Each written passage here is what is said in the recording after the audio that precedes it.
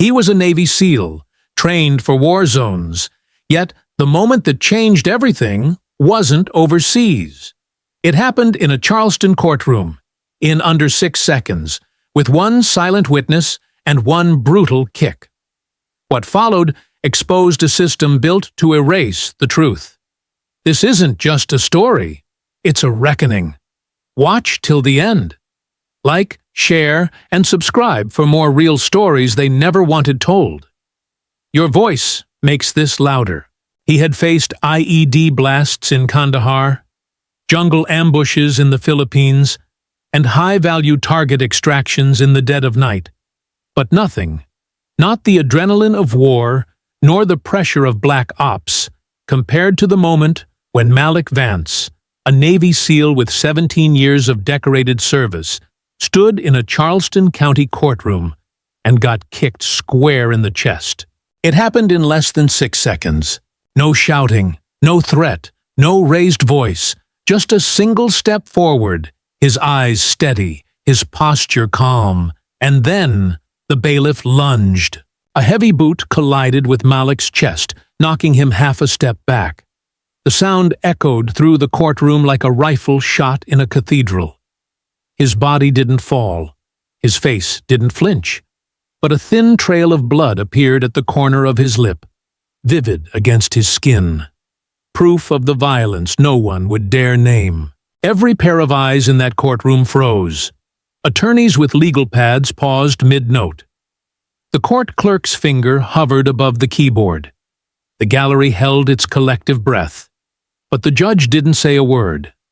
No objection. No reprimand. Just a cold, motionless stare behind polished glasses. Like the strike had been routine. Malik didn't speak at first. He straightened his coat, wiped the blood with the back of his hand, and then lifted his chin ever so slightly. Then he said it, low, precise, and sharp enough to carve into the walls. That wasn't a mistake. That was a message. But so is this silence. The words didn't echo. They burned. You could feel the temperature drop, not physically, but in the posture of everyone in that room. The silence wasn't empty. It was terrified. Because in those 12 words, Malik Vance did something no one expected. He named the violence, named the complicity, and named the silence, all in one breath. And he didn't raise his voice once. He just stood there. Who was he? Some in the courtroom had heard rumors that he was military, that he wasn't local, that he was here on federal subpoena.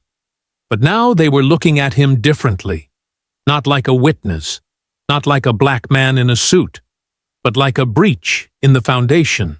Because order, in that courtroom, wasn't about fairness, it was about control.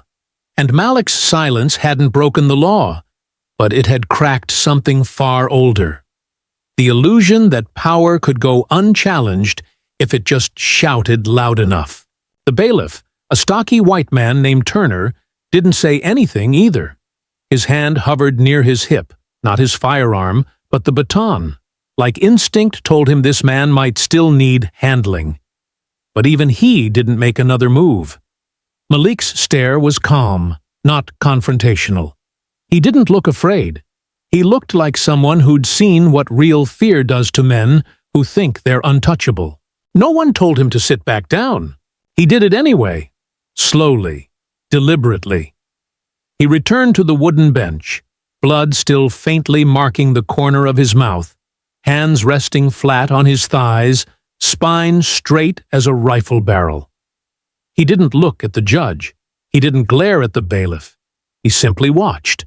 And that, more than the kick, more than the silence, was what made people nervous. Because nothing about his presence said, victim. Everything about it said, I'm still here, and I saw everything. The prosecutor cleared her throat. The stenographer resumed typing. The judge adjusted his robe and signaled for the next motion to proceed. But it didn't matter. The performance was broken. Every single person in that room had seen something they couldn't unsee. A trained military operator assaulted in open court, while doing exactly what the law demanded of him, standing still and silent. And no one had stopped it. Not because they didn't care, not entirely, but because the system didn't expect to be challenged by someone like Malik Vance.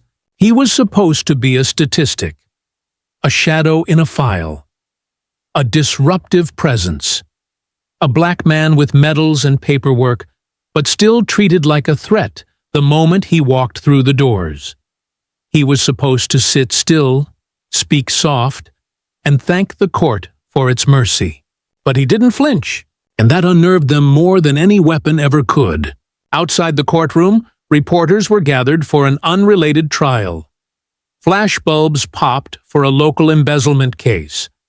They didn't know what had just happened behind those doors. There would be no mention of it in the court's public release. No disciplinary note, no internal review. Just another line filed under procedure maintained. But the air in that courtroom wasn't the same. A chill had settled. Not from fear, but from recognition. They had just kicked a Navy SEAL in open court, and he had stood still. That night, whispers would spread, not on the news, not in official reports, but through courthouse staff, legal aides, and even janitorial teams. He didn't react. He didn't even raise his voice. He just stood there, and somewhere, deep in the architecture of the system, beneath forms, protocols, and carefully redacted history, a tremor had started.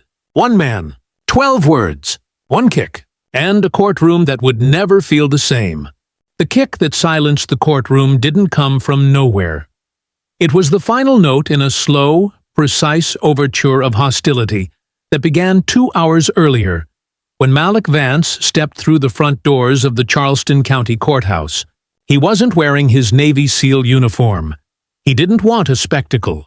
He wasn't there to be thanked for his service or saluted by strangers. He came dressed in a tailored charcoal gray civilian suit, the kind that whispered discipline rather than shouted it. His shoes polished to a mirror shine. His folder tucked neatly under one arm, containing 2 documents: a federal witness subpoena and a military identification card issued directly from Joint Special Operations Command. He approached the entrance like any other citizen. No sudden moves, no noise, no confusion. And yet, the moment he entered, both security guards at the checkpoint rested their hands on their belts, thumbs brushing against holstered tasers, as if on instinct. Malik didn't speak. He simply extended the folder. One of the guards, a younger man with pale skin and nervous eyes, took the documents. He didn't read them. He scanned them. First the subpoena, then the ID. The screen blinked green. That should have been the end of it. But it wasn't. The guard hesitated, glanced sideways at his partner, then said nothing. Just handed the documents back a little too slowly, like returning something dangerous. No, thank you, sir. No, proceed. Just silence. And a quiet hand signal to the hallway camera operator behind the glass. Malik saw it, clocked it, didn't acknowledge it. This wasn't a war zone, but the choreography was the same. They weren't just reading his ID, they were reading him. A tall black man, shoulders too square, gaze too calm, posture too intact. And worse, he didn't look afraid. He looked like he belonged. And that was the part they couldn't process. Because when a black man enters a seat of power and doesn't carry shame, submission, or a nervous apology in his eyes, that's when they flinch. Inside, he moved down the hallway with quiet precision. Each step measured, silent. He passed a row of clerks, most of whom looked away, pretended not to see him, or whispered just after he walked by. He didn't need to hear the words to recognize the tone. He'd heard it in foreign languages across conflict zones from men who didn't want to admit what they feared. He took a seat outside the assigned courtroom. He was 27 minutes early, as always.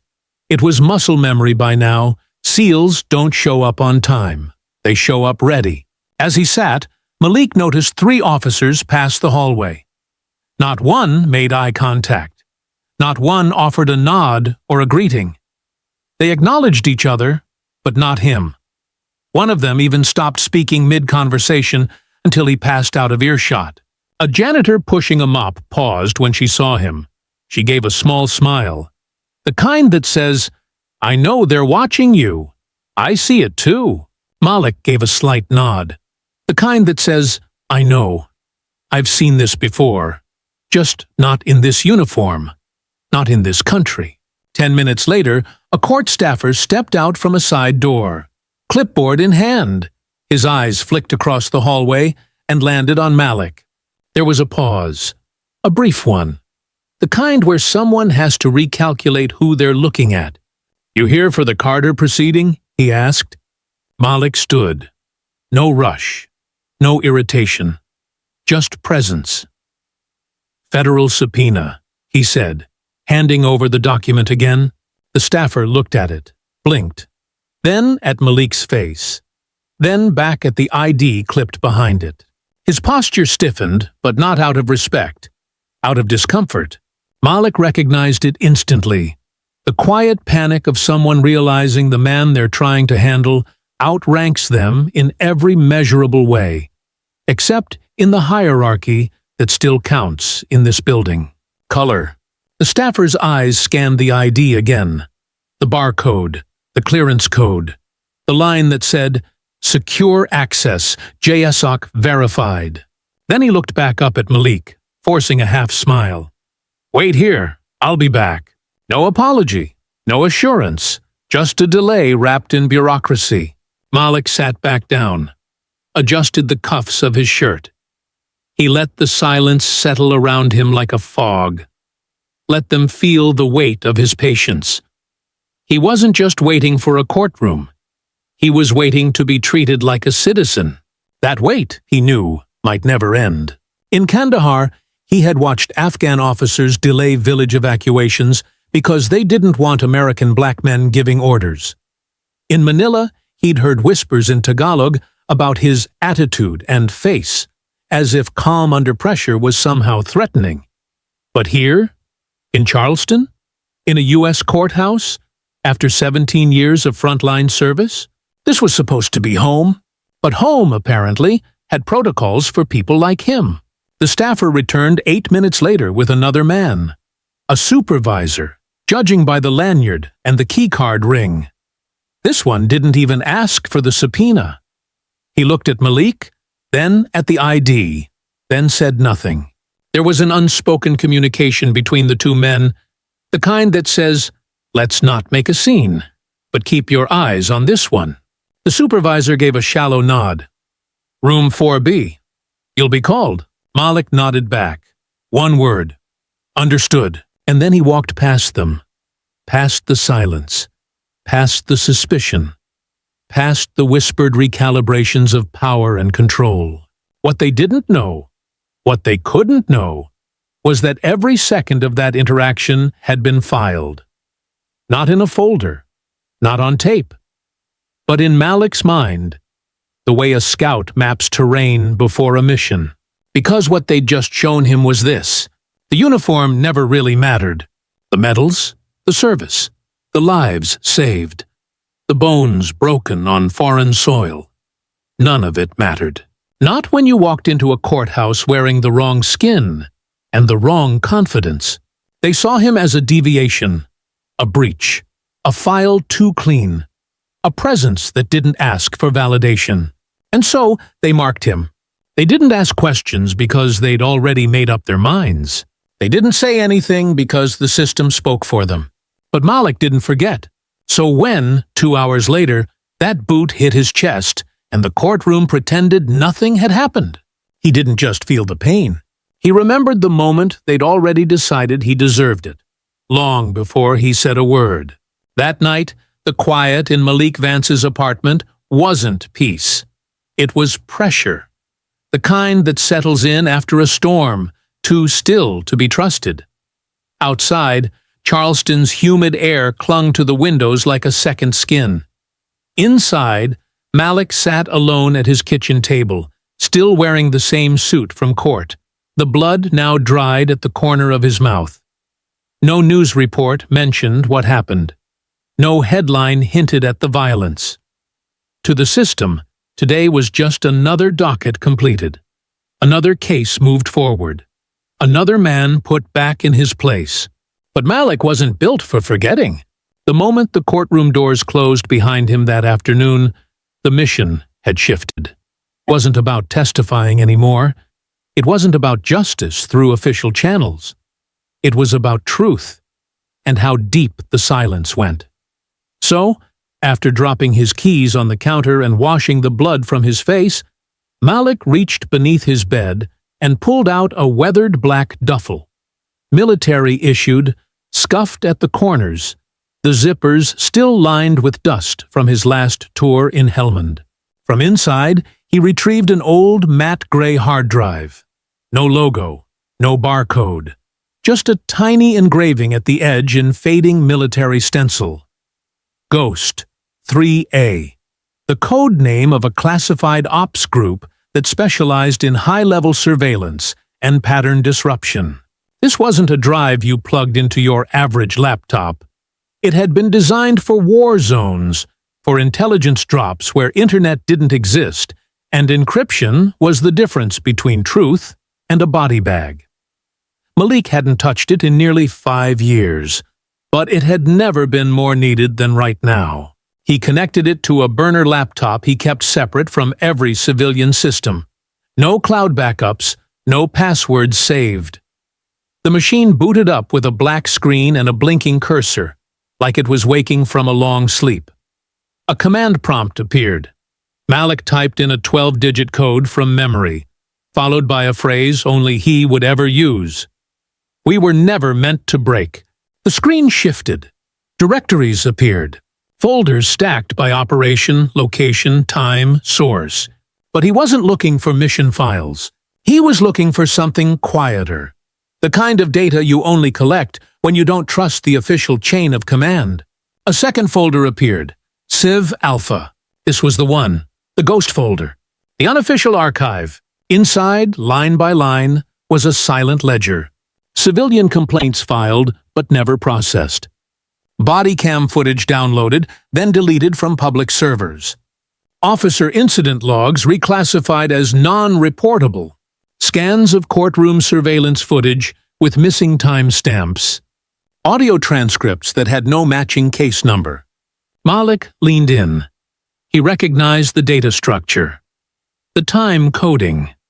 This was exported directly from courthouse network systems, copied quietly through a security flaw that had gone unnoticed for years.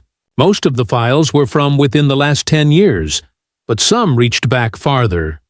The deeper he dug, the more familiar the pattern became. Complaint, delay, redaction, closure, all tagged with variations of the same internal note. Lack of corroborating evidence, or witness failed to appear. But it wasn't the failures that struck Malik. It was the consistency. Dozens, hundreds of victims, mostly black, filed reports with clear detail, many citing the same few names over and over. Officers whose disciplinary files had been scrubbed. Bailiffs whose camera footage always seemed to malfunction. Courthouse staff who reported harassment and were later reassigned, sometimes disappearing altogether from internal HR logs. One name, though, began to rise through the chaos like a shadow surfacing in a still pond. Captain Ronald Breyer. At first, it was a footnote. His name listed as a responding supervisor on a misconduct complaint from 2014 involving a woman bruised after a courtroom restraint. No charges filed, no reprimand. Then again, and again, and again. He wasn't listed as the aggressor. Not once. He was the closer, the fixer, the man brought in when the paperwork needed cleaning. Some called it disciplinary discretion. Others, Malik knew, would call it exactly what it was: institutional cover. The pattern was surgical. Breyer never left fingerprints. But he was always the last signature before the file vanished. The last man seen entering the internal database before a video went missing or a complaint was reassigned to internal review. Malik clicked into one of the larger files, marked with a red tag, brieroverlay.cam. The footage was grainy, courtroom security cam level, time-stamped 3 years earlier. It showed a young man, black, maybe 20, being escorted out of a courtroom by 2 officers. The boy wasn't resisting. Then suddenly, one of the officers slammed him into a wall near the stairwell. The feed cut out for 4 seconds. When it resumed, the boy was on the ground, curled in pain. One officer walked away. The other pulled out a radio. In the corner of the screen, partially obscured by a column, stood a man in a dark suit. Malik froze the frame, zoomed. It wasn't clear, but it was enough. Brier, watching, not stopping it. The file name matched a complaint logged 3 days later. The boy had filed a report through a community justice hotline. The report made it to the courthouse, then disappeared. This was no accident. It was a design. Brier didn't need to do the violence. He just needed to normalize it, to sanitize the records, to adjust the narrative, to make sure that when someone like Malik Vance walked into court and took a kick to the chest, no one even blinked. Malik leaned back in his chair, hands folded. The glow of the laptop reflected in his eyes. He was still, focused. But inside, the pieces were moving. This wasn't about one bad officer or one rogue judge. This was about a network, a self-sustaining organism that protected itself by eating the truth and digesting it into paperwork no one would ever read. He began copying the folder. This wasn't just backup anymore. This was evidence, the kind no press release could spin, the kind no internal affairs review could bury, the kind that could finally explain why so many complaints never reached headlines, why so many victims disappeared into silence. The system hadn't made a mistake kicking him. It had made a calculation. But what it didn't know, what it never counted on, was that Malik had already prepared for war. And this time, the battlefield was digital. The hard drive had given Malik the structure. Cold, undeniable digital proof of a system engineered to erase. But what it didn't give him was texture. The human pieces. The moments between the lines of code. The fear in someone's voice when they filed a complaint that never went anywhere. The silence in the space where justice should have been. What the data confirmed, someone still had to feel. And that someone came quietly, just past midnight, with an envelope that shook more than a courtroom ever had. The meeting wasn't scheduled. No timestamps, no emails, no digital trail. That was the rule. Malik had received only a single message, folded and left between the pages of a library book he checked out earlier that week. No signature, just a handwritten note. South Aisle, past closing. She'll find you. So he waited. The public library on Chapel Street was dark, closed since 9 p.m., but Malik had picked the lock like he was cracking a foreign safe house. Not out of rebellion, but instinct. Quiet infiltration had become second nature. Now, sitting in the farthest aisle, past non-fiction, beyond forgotten microfilm archives, he waited beneath a flickering fluorescent light that buzzed like it was tired of shining. Then, at 12:26 a.m., she appeared. Janelle Rios, former Charleston Community Patrol officer, entered without a sound. Her badge was gone, stripped 6 months ago for what the department had called chronic insubordination. But Malik knew the language. Insubordination was code for, she asked too many questions. Chronic meant she wouldn't stop. She wore a low-drawn baseball cap, gray hoodie, jeans, and a duffel slung over one shoulder. She looked like someone who should have disappeared, but instead, she walked with precision, shoulders squared, chin level. No hesitation, no apology. She stopped 2 feet from Malik. No handshake, no greeting, "I'm not here to complain," she said, voice low but clear. "I'm here because this can't keep happening in rooms with badges." Then she reached into the duffel and pulled out a thick, sealed envelope, duct-taped shut along the edges. She placed it between them, and for a moment, neither of them touched it. They just looked at each other. Two people who had seen too much to flinch. "Open it here or later," she said. "But if you wait, be sure you don't sleep before you do." Malik took it gently, feeling the weight, not just the paper, but what it meant. Inside was heat, risk, maybe even fire. "I watched you stand still," she added. "When that bailiff kicked you. I've seen a lot of men break. You didn't. That silence you held? It said more than anything I ever filed in a report." Malik didn't thank her. That wasn't necessary. He nodded once, then opened the envelope. Inside were handwritten memos, printed internal emails, reconstructed body cam clips on flash drives, and one thing that stopped Malik's breath halfway through his lungs. A copy of a restraint report dated June 12, 2014. Victim, Darius Vance. Relation, Malik's cousin. Malik had known something had happened to Darius. They'd lost touch after boot camp. Darius never said much about his run-ins with the law, only that he didn't show up how they wanted him to. Malik thought it was just frustration talking. But now, the report was right in front of him. Subject deemed non-compliant. Physical contact initiated to secure arm movement. Bruising documented but attributed to resistance. Attached was a blurred photo. Darius, face turned, a purple welt stretching from ear to collarbone.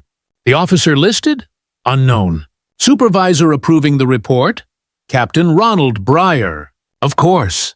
Malik read the report 3 times, not because he didn't believe it, but because every word hardened into a stone he couldn't swallow.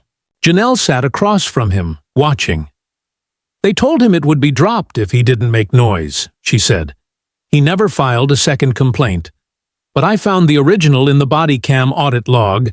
It was scheduled to be wiped." Malik looked at her. "Why save it?" She leaned forward, resting her elbows on her knees. "Because I've watched people be erased by paperwork, and I got tired of helping write the obituaries." There was no emotion in her voice, just clarity. The kind that only comes after too many nights replaying what you didn't stop. Malik pulled out a flash drive and loaded it into the laptop. One of the clips played without sound. Grainy footage from a courthouse hallway, time-stamped December 2022. It showed an officer gripping a woman's arm behind her back, dragging her toward an exit. She wasn't resisting. She was begging. Her mouth formed words like "please" and "I have rights." Then the footage glitched and resumed with the hallway empty. "I pulled the raw feed," Janelle said. "The department only archived the glitch version." "How'd you get this?" Malik asked. "I watched the upload queue during an overnight shift," she said. "Found 5 feeds that never made it to the archive. They said they were deleted for space, but they weren't. They were flagged and rerouted. Internal override codes. Guess whose name popped up on the authorization chain?" Malik didn't need to guess. "Breyer," he muttered. Janelle nodded. "He's not just cleaning up. He's managing perception. That bailiff who kicked you? 3 prior complaints. All handled in-house. No formal reprimands. Breyer signed the last 2 dismissals." Malik leaned back, exhaled slowly. The data on his hard drive had told him there was a system. But this was the human trail. The broken bodies, the forced compliance, the strategic deletions, the people who tried to scream but were trapped inside red tape and bureaucratic cement. "You're not alone," Janelle said softly. "There are others, but they're waiting to see if standing up gets you buried." Malik stood, carefully sliding the documents back into the envelope. He wasn't angry. Anger was noisy. Malik was focused. He knew now this wasn't a broken system. It was a perfect one, designed to fail only the people it feared. And now it had a crack in the surface. Janelle rose too. "What do you need from me?" she asked. Malik looked at her, eyes sharp. "Names, footage, anything you've got." She nodded once. "Give me 48 hours. I'll meet you again. Same time, different aisle." She turned and walked out without another word. Malik stood in the aisle, watching the light flicker overhead, the envelope pressed to his chest. The war had just changed shape, and this time he wasn't stepping into enemy territory. He was pulling the mask off home. By dawn, Malik Vance had scanned every document Janelle Rios had given him. Pages marked with redacted ink, emails sent at 3 a.m., footage that glitched in all the wrong places. The 2014 restraint report on his cousin Darius still burned in his chest. It was a different kind of pain from the kick in the courtroom. It was deeper, heavier. A wound that didn't bleed but refused to close. But even through that weight, one name echoed in the middle of a scanned memo. Lamar Ford. The name rang a faint bell. Malik clicked into his archive. In one folder, cross-referenced under Internal Complaints, Suppressed, Lamar's file appeared again, attached to an incident tagged June 2017. The complaint had originally been flagged as use of force during post-verdict transport. The subject listed was Lamar Ford, a former youth basketball coach, community mentor, and local speaker on nonviolence. According to the original draft, Lamar had been slammed against a security door after questioning why officers were shouting at a teen defendant. No weapon, no escalation, just a raised voice and a broken rib. He had filed a formal complaint the next day, but the version in Malik's archive didn't show an outcome. No response, no resolution, just a sudden note dated 4 days later. Case suspended. Complainant unavailable. Unavailable. Malik sat back, staring at the screen. He opened a separate browser and began searching public records. Hospital admissions, court appearances, change of address forms. Nothing. No digital trace. As if the man had blinked out of the system. But Malik had learned long ago. No one disappears without a pattern. By 9 a.m., he was in his truck, heading south along Carter Hill Road, toward an address listed in a 7-year-old personnel file. The house sat at the end of a quiet cul-de-sac, the kind of neighborhood where mailboxes still leaned from storm seasons past, and the only sounds were cicadas and the occasional lawnmower. Lamar's house was easy to spot, not because of who lived there, but because no one had in a long time. The blinds were drawn, the driveway was cracked, and the mailbox? It was overflowing, stuffed with circulars, newsletters, and faded jury summons dating back months. A pizza coupon from last fall had turned nearly orange from the sun. Malik stepped out, his boots crunching over loose gravel. He approached the front door and knocked, 3 times, spaced. Then again, no answer. He walked the perimeter. No sign of forced entry, no lights, no motion sensors. The yard hadn't been cut in weeks. Yet, strangely, a garden hose lay coiled by the porch, not cracked, not faded. New. Recently placed. Someone had been here. Maybe not Lamar. Malik stood at the edge of the property when a voice called from across the street. "Looking for Mr. Ford?" He turned to see an older woman, leaning on a porch railing with a teacup in her hand. Gray hair, deep-set eyes, wrapped in a floral robe that had probably outlasted 2 generations of neighbors. "Yes, ma'am," Malik replied gently. "Is he still around?" She shook her head. "Not for a while now. Left suddenly. 2 years ago, maybe more. No notice, no truck. One day he was here. Next, gone. Anyone know why? Some say he got sick. Others said he was transferred." Malik frowned. "Transferred? Where?" She shrugged. He worked with kids, you know. Mentored the neighborhood teens. Maybe one of those group programs moved him. But we haven't heard a word since. He nodded respectfully, thanked her, and walked back toward the porch. Something in her voice felt rehearsed. Not false, but conditioned. Like she'd answered the question before, always the same way.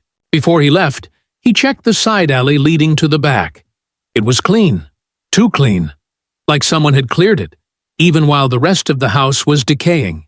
Then he saw him, an elderly man, maybe in his 70s, moving slowly along the fence line of the nearby elementary school just beyond the yard. Custodial uniform. Mop bucket. Janitor badge clipped to his collar. He paused when he saw Malik, then leaned slightly on the fence post, watching. Malik approached slowly. "You knew Lamar?" The man nodded, silent. Malik pulled out a laminated photo of Lamar from the complaint file. A still shot. Lamar standing beside a group of kids on a basketball court, arms folded, smiling. The custodian looked at it for a long second, then reached into his back pocket and pulled out a folded slip of paper, already worn along the creases. "I was cleaning out the break room," he said, voice dry and gravelly.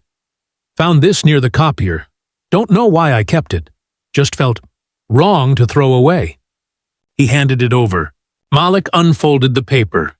It was a printout of Lamar Ford's internal file, time-stamped August 4th, 2017. It wasn't a use-of-force report anymore. It had been reclassified.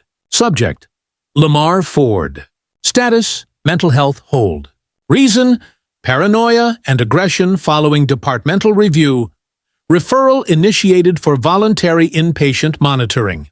Follow-up action: none listed. Outcome: record closed due to non-response. Malik felt the paper tighten in his hands. He'd seen this before. In war zones, in autocratic states, in the kind of places where systems clean themselves by unwriting the people who speak up. A man files a complaint. 4 days later, he's labeled unstable, transferred, forgotten. The janitor watched him.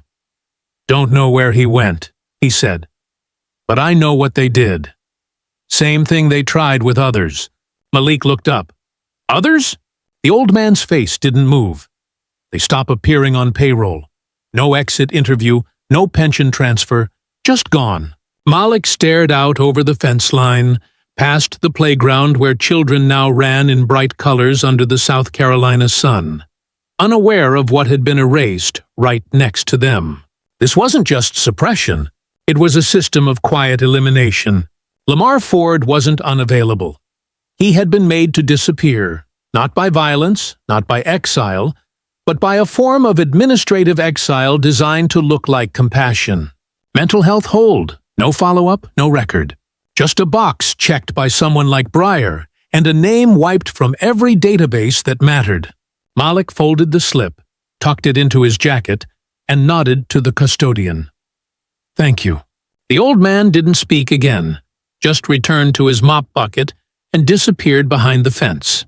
Malik stood there a moment longer, then turned, climbed into his truck, and pulled the door shut. In the passenger seat, the envelope from Janelle still lay unopened again, and now beside it, the name of a man erased not by force, but by classification. This system didn't just erase complaints, it erased the complainers, and Malik was done letting them vanish without a trace. The file on Lamar Ford didn't end with a signature. It ended with a void. No final action, no transfer destination, no time-stamped hospital admission, just a man swallowed by paperwork. And Malik Vance knew instinctively that Lamar wasn't the only one. These disappearances weren't accidents. They were strategy. And the more he pulled on the thread, the more he could feel it. There was something bigger beneath the surface, something cleaner, colder, and more calculated than brute force. It didn't just bury complaints. It predicted them. Malik needed eyes sharper than his own. That's when he called Travis Epps. They hadn't spoken in 5 years, not since their last overseas operation. Travis was a former Navy cryptologic technician, a digital bloodhound who could track malware through 3 firewalls and write code blindfolded. When he left the military, he disappeared into the private sector, working off-grid for clients too paranoid to trust Silicon Valley and too rich to care. Malik didn't know exactly where Travis lived, but he knew how to find him. He used an old line of code from a shared mission drive, an encrypted phrase they'd agreed on during a black site op in Sarajevo. "Shepard needs a new clock." Malik entered the phrase through an offline relay at a public Wi-Fi terminal just past midnight. 4 hours later, he received a single GPS coordinate and the words, "Come alone, bring nothing that talks." The location was a trailer deep in the South Carolina wetlands, 20 miles from anything paved. Malik arrived at dusk, boots crunching the mossy gravel as frogs called in the distance. Travis opened the door wearing a threadbare hoodie, wireless headphones hanging from his neck, and eyes that hadn't slept in 3 days. "You got quiet," Travis said, not asking, just confirming. "Which means it's serious." "It's Breyer," Malik said. "But it's not just him. It's data, erasure, predictive moves." Travis raised an eyebrow. "Predictive?" Malik handed him a flash drive. "I need you to tell me who's buying what, and how deep the cell goes." Travis said nothing for 6 full minutes as he examined the drive. Then he plugged it into his isolated rig, a tangle of monitors, cold CPUs, and blinking modems air-gapped from the outside world. As the screen filled with code, Travis's face changed. Not in panic, but in recognition. Like a man spotting a weapon in a child's hand. "They're not erasing you," he said. "They're profiling you." "What?" Travis spun one monitor toward Malik. "You see this? These are tagged interaction logs. Not just names, these are behavior files. Emotional response mapping, attention patterns, micro-reactions to authority figures. All mined from courthouse surveillance systems.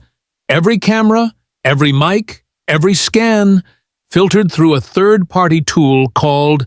He clicked a line of code. The name appeared. "Transalytics." Malik leaned forward. "It's a private firm, supposed to help manage case flow, reduce bias in trial outcomes, prevent disruptive individuals from escalating courtroom events." Travis gave a tight smirk. "That's the brochure language. But what they're really doing is feeding machine learning models with civilian behavior." "How?" Travis pulled up another screen, pages of raw data with field tags. R emotion recoil, F scan intensity, P trajectory failure, alert trigger, eye contact duration, 2.3 seconds. "They're not just looking at actions," Travis said. "They're measuring reactions, flinches, breathing changes, head turns, how fast someone looks away from an officer. They turn it all into scorecards. And then what? They flag high-risk profiles and send them upstream, probation boards, law enforcement precincts, even private contractors." "Private?" Malik asked. Travis nodded grimly. "Insurance firms, security contractors, corporate risk assessors, anyone who pays." Malik sat back. The weight in his chest was heavier than when he'd been kicked. They weren't just hiding patterns. They were predicting who might resist and pre-labeling them. "Look here," Travis said, zooming in. "Breyer isn't just listed in the metadata as a contributor. He's listed as an access originator, which means he's not a client, he's a broker." Malik's jaw clenched. "He's selling people, line by line," Travis confirmed. "And because it's classified under analytics contracts, no one's questioning it. This isn't law enforcement anymore. This is civilian trafficking by algorithm." They sat in silence. Then Malik said, "Show me the profiles, real ones." Travis tapped a few commands. A new folder opened. "Flagged subjects. Last modified 3 days ago." Malik scrolled. There were hundreds. Each one tagged with a numerical grade. Low risk, moderate resistance, potential disruptor, probable agitator. Beside them were still frames, images frozen in mid-speech, mid-blink, mid-pain. Then he stopped. Row 17, subject A221, name Darius Vance. Flag, elevated agitation risk. Assessment date, 3 days before his complaint in 2014. Malik stared at the screen. His cousin hadn't been non-compliant. He'd been pre-labeled. The restraint wasn't a reaction. It was a statistical outcome. He didn't have a chance the moment he walked in. The system already knew he would raise his voice, already expected it, already prepared to erase it. Breyer knew this? Malik asked.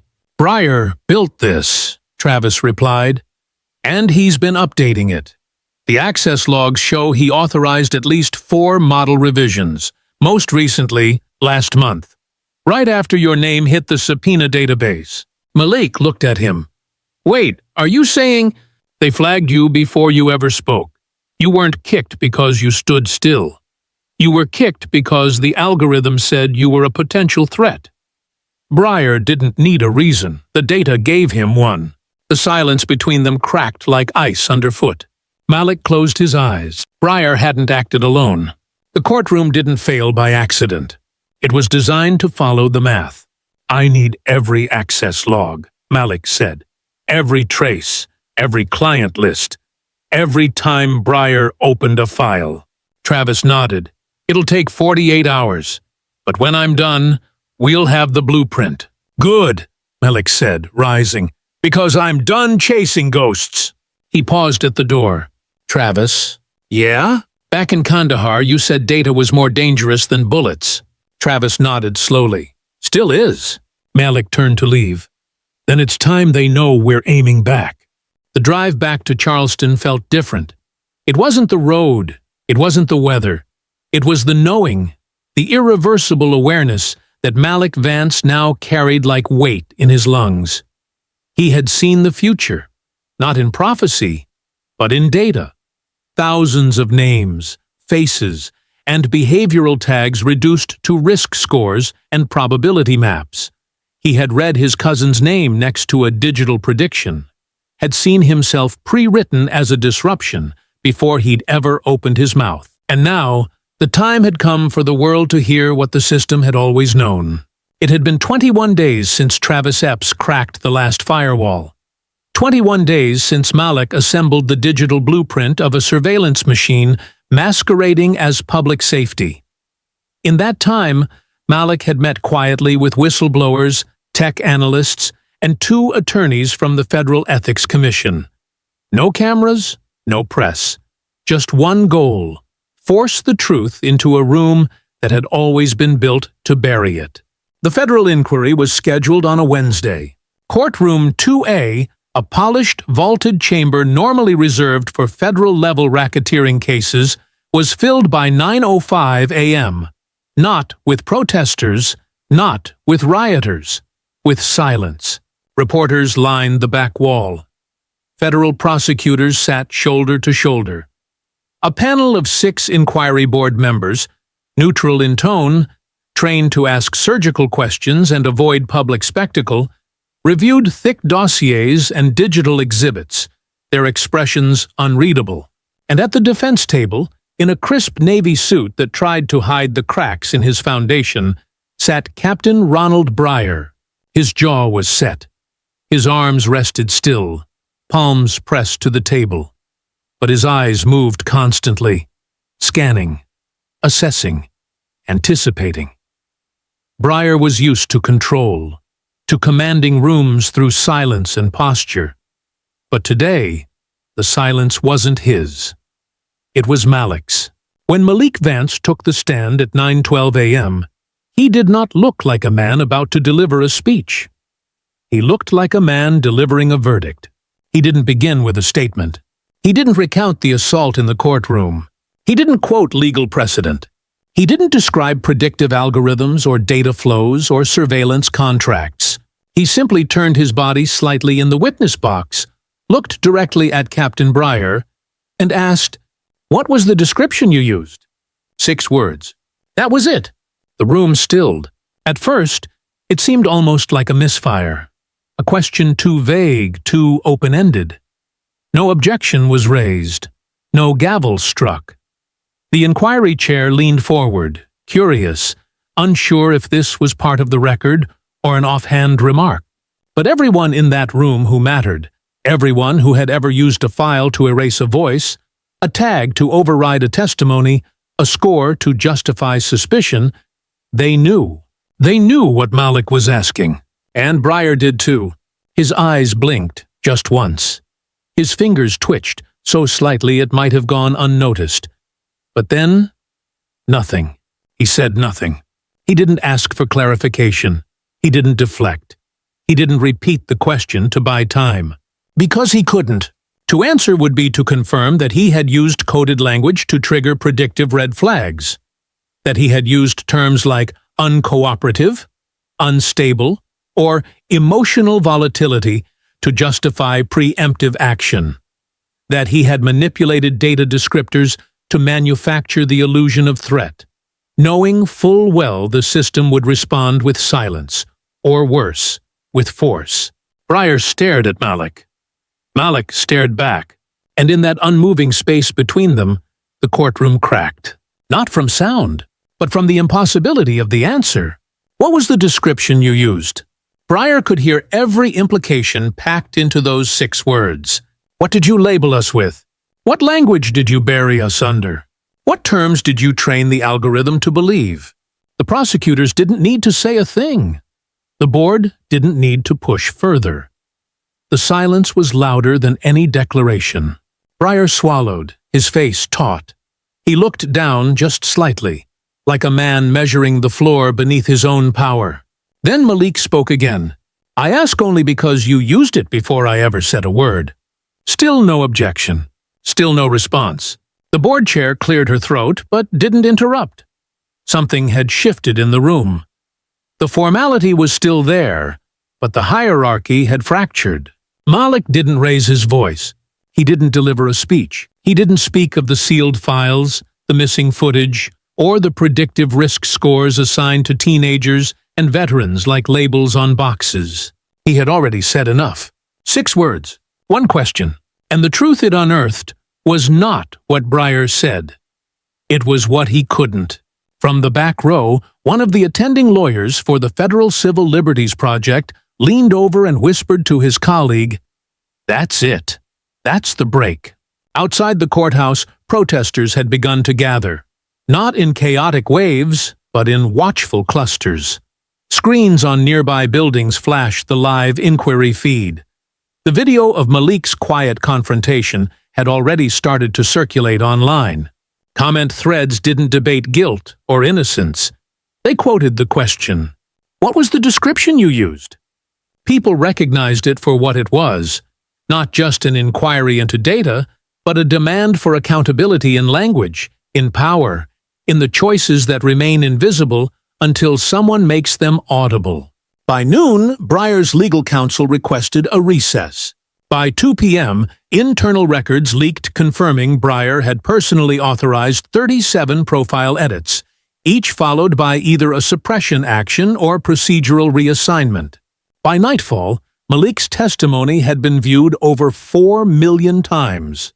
But Malik didn't wait for headlines. As he stepped down from the witness box, he didn't glance at Breyer again. He didn't offer triumph. He didn't posture for cameras. He just walked. Past the benches. Past the eyes. Past the history that had tried to define him by data points and probability models. And with every step, it became clear. He wasn't asking that question to hear Breyer speak. He was asking so the world would hear what silence really sounds like when it's cornered by truth. In the 48 hours after Malik Vance asked, "What was the description you used?" his face appeared on every major news outlet. The clip of him testifying without raising his voice spread faster than any protest ever had. Editorials praised his discipline. Hashtags emerged. Cable networks begged for interviews. A federal ethics committee offered him a public seat. One senator floated his name as a possible community liaison for reform. Malik declined all of it. He didn't step in front of cameras. He didn't give speeches. He didn't sign any petitions, march in rallies, or write op-eds. Because Malik knew something that the system didn't. The silence wasn't a void. It was a ledger. And it didn't need slogans. It needed names. So, while networks debated surveillance and algorithms and facial scans, Malik returned to where it all began. Not to the courtroom where he'd been kicked, or the tech bunker where Travis unearthed the digital blueprint.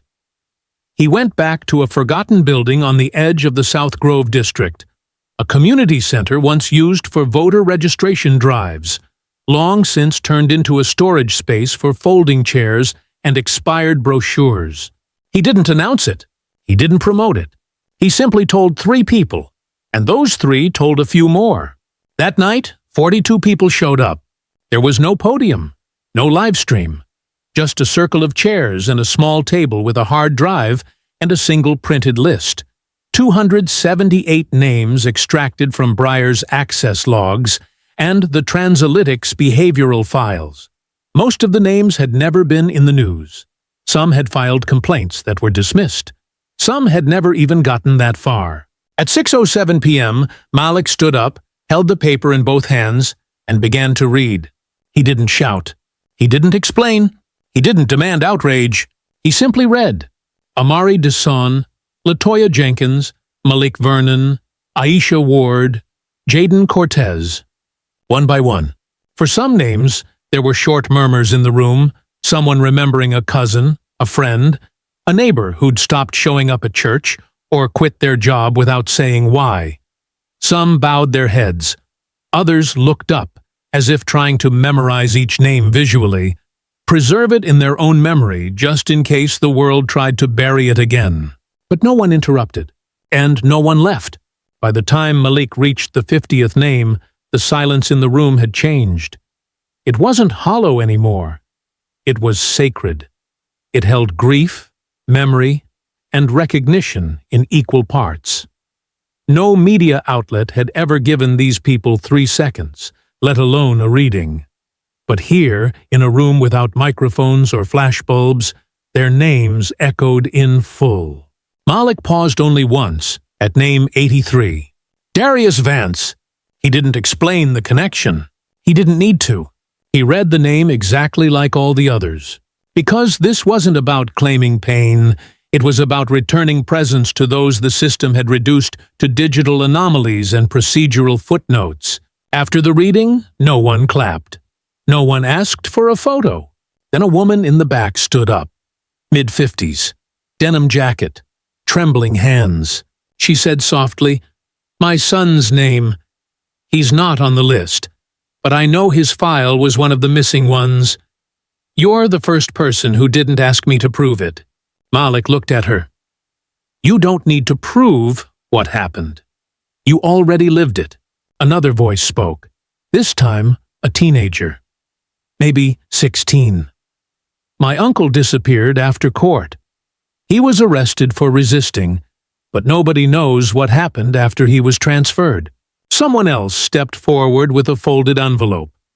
No words. Just a scan of a 2011 complaint. Signed, stamped, and never followed up. This was the wave no algorithm could anticipate. Not rage, not protest, but reappearance. The silenced were coming forward, not as headlines, but as human accounts. Each survivor didn't shout. They didn't come with banners. They came quietly, with folded letters, photocopied records, medical bills, texts never returned, voices that had learned how to carry weight without noise. Malik created no registration form, no movement. He just kept reading. Each week, more people came. The circle grew. Some brought names, others brought questions. One brought a thumb drive with courthouse footage she had recovered from a city IT trash bin. Another brought the original statement she had written before it was edited for clarity. At week 3, a father dropped off a sealed envelope and said, "I already lost the case. I just don't want my daughter to grow up thinking nobody tried." At week 5, someone left a worn Bible at the front door. Inside, taped between the pages, was a note. He used to read this every night. Thank you for saying his name. Malik didn't start a campaign, but what he built became one without asking. It spread by whisper, by trust, by the certainty that someone, finally, wasn't demanding validation to believe people's stories. What made it powerful wasn't noise. It was the return of what had been erased. Eventually, local leaders began to show up. At first in plain clothes, then with notebooks. Not to speak, just to listen. One lawyer offered pro bono work. One teacher brought in 3 students whose brothers were on the list. A retired nurse carried a file with 4 bruising reports labeled unexplained injury that had been dismissed as clinical anomalies. No one called it a revival, but in the room where names were spoken, grief was given direction. And Malik? He never stood at the center. He sat beside others. He read names. He held hands. He offered files when needed. But he never became the face of it. Because this wasn't about him. It was about the names, the ones the system thought it had deleted. The ones it tagged as non-compliant, agitated, volatile. The ones whose only crime was being seen as unpredictable in rooms that demanded obedience over humanity. This wasn't about vengeance. It was restoration. One name at a time. It didn't happen all at once. No headlines exploded with justice. No parades filled the streets. No governor declared a day in Malik Vance's name. Instead, like the slow groan of steel under too much pressure, the system began to crack from the inside. Not because it wanted to, but because it had been structurally weakened by its own arrogance. The names Malik had read, the ones spoken aloud each week in a quiet community center, had done more than restore dignity. They had created momentum, not the kind that surges through protest crowds or trending hashtags. This was deeper, slower, unshakable. The momentum of accountability. It started with a single name being re-entered into a court system. Malik Vance. His restraint file, once wiped and reclassified, was reinstated by court order after a federal review. Then came LaToya Jenkins, whose body cam footage had been scrubbed from digital servers. A backup copy was found buried in a mislabeled drive in the city's IT vault. 17 seconds of missing video was restored. 17 seconds that showed her bleeding in the hallway, while a security officer stood over her, clipboard in hand. The avalanche followed. At the federal level, the evidence assembled by Travis Epps was deemed technologically irrefutable. Transalytic's entire contract portfolio, signed over 3 years earlier under the guise of urban threat mitigation modeling, was rescinded by emergency decree. Their servers were seized, their founders were subpoenaed, and their CEO, in a desperate statement, claimed the data had never been used to harm civilians. But the harm wasn't theoretical anymore. It had names, it had footage, it had a body count of erased identities. Then came Captain Ronald Breyer's indictment. It wasn't just for misconduct. It wasn't just for data tampering or suppressing reports. The charges ran deep: civil rights violations, conspiracy to falsify public records, and profiting from predictive surveillance contracting while in uniformed service. When the news broke, there was no press conference, just a grainy photograph of Breyer, suit wrinkled, eyes hollow, as he was escorted out of his office in handcuffs. For the first time in more than 15 years, a ranking officer in the courthouse system wasn't quietly reassigned. He was removed. The people who had stayed silent while he signed dismissal memos, some were suspended. Others were repositioned for compliance retraining. But most just disappeared into early retirement, their names forgotten by the same system they once helped preserve. And Malik? He stayed silent. Even after Breyer's indictment, even after Transalytic's fall, even after federal agencies began to rewrite use-of-force protocols. He refused every interview, ignored every request for a documentary. declined every award invitation. But to the Reform Committee tasked with rebuilding court compliance standards, he sent one message. It didn't come on official letterhead. It didn't include citations or references. It was plain text, 6 sentences long. I don't want a statue. I want you to stop rewriting silence as compliance. You don't honor the fallen by naming buildings after them. You honor them by not burying the next. I was never meant to be the center of this. The names were, don't erase them again just to prove you're fixing it. Because the only truth that matters is the one you're still afraid to say out loud. The message was time-stamped 4:03 a.m., sent from a temporary encrypted relay that self-deleted within 60 seconds. The committee never responded publicly, but 2 weeks later, a new federal mandate was passed. Every force-related courtroom incident, regardless of severity, must be released within 30 days, or trigger an automatic audit by federal civil rights inspectors. There was no press release, just a quietly amended statute tucked into a compliance package. But people noticed, especially the ones whose names had once been hidden. Months passed. Then, inside a dusty classroom at the State Police Academy, something new appeared on the training syllabus. Recruits in their early 20s, dressed in starched gray, opened their digital learning modules and found a new case study. It wasn't labeled Malik Vance. It wasn't titled with drama. It was simply called The Witness Who Never Raised His Voice, but Never Backed Down.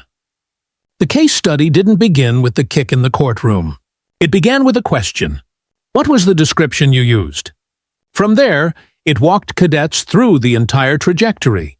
How micro-decisions become systemic doctrine. How data becomes discrimination when it's fed through fear. How silence doesn't mean compliance. And how one man used clarity, discipline, and unbreakable presence to force an entire justice system to see what it had tried to forget. They watched the footage. They studied the algorithms. They read the names. At the end of the module, each cadet was asked to write one sentence that defined what justice meant to them. One cadet, a young woman from the North End whose brother's case had once been sealed without explanation, wrote this: "Justice means no name gets erased just because someone was afraid to hear it spoken." And outside the academy, life went on. The community center where Malik had first read names still held weekly gatherings. The attendance had grown, not because people wanted closure, but because they had finally found a place where no one asked them to prove they'd been hurt. Where names were read, stories were held, and history wasn't edited for comfort. Malik still showed up sometimes. He never read the list anymore. Others did that now. Sometimes he just sat in the back, arms crossed, gaze still, listening as name after name filled the room with presence that could no longer be erased. He knew the system hadn't been fixed, but it had cracked. And in that fracture, something else had grown.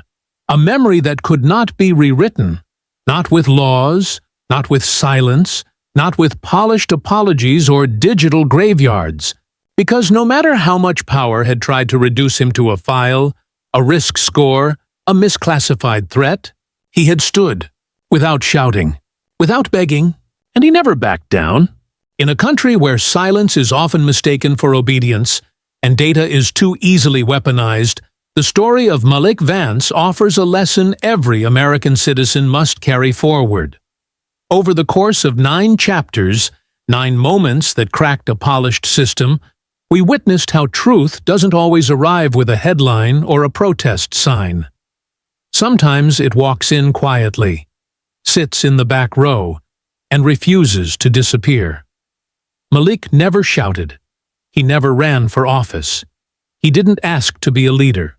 But through presence, clarity, and unwavering resolve, he revealed how easily institutions can erase lives, and how power will always choose silence if no one dares to ask the right question. What was the description you used? That one line shattered a system not because it was loud, but because it exposed everything they couldn't explain. From a brutal kick in a Charleston courtroom to a community center filled with names once buried by bureaucracy, Malik taught us that justice isn't handed down. It's uncovered, protected, and read aloud. The disappearance of voices like Malik Vance, Lamar Ford, and hundreds of others didn't happen in darkness. It happened under fluorescent lights, in courtrooms, through forms and checkboxes and phrases like non-compliant and insufficient data. But Malik's resistance reminds us that systems only win when we stop paying attention. So, what now? What can you do? First, remember the names. Second, question what you're told is complete. And third, don't let silence be the last word in any story that starts with injustice. We need more witnesses who don't look away. More communities who speak names. More people who ask, "What was the description you used?" Before a life is turned into a footnote. If this story moved you, don't let it sit quietly in your feed. Click subscribe right now. Hit like to show you're here. Share this video so the next person who thinks they're alone can see that someone already lit the path forward. You don't need a badge, a title, or a podium to bring change. You just need to refuse to forget. Because if Malik Vance taught us anything, it's this. You don't have to raise your voice to be heard. You just have to speak when it matters.